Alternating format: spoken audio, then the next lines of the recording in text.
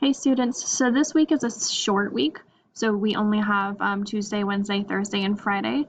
So you're only going to complete one assignment, and that assignment is a ink texture scales that you're going to complete in pen. So you're going to watch this video, you're going to look over the student checklist for instructions on what you have to complete, and then you're going to look over at the texture scale. So if we go over to Schoology and you open up the assignment, it says ink texture scales, you're going to recreate these 4 scales using pen.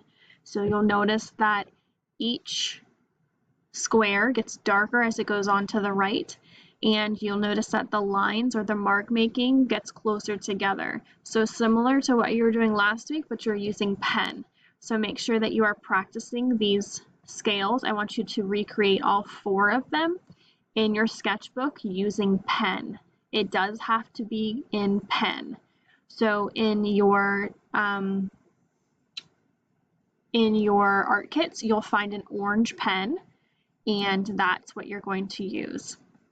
Then you'll take a photo of your scales completed, all 4 of them, and you will submit it into this assignment.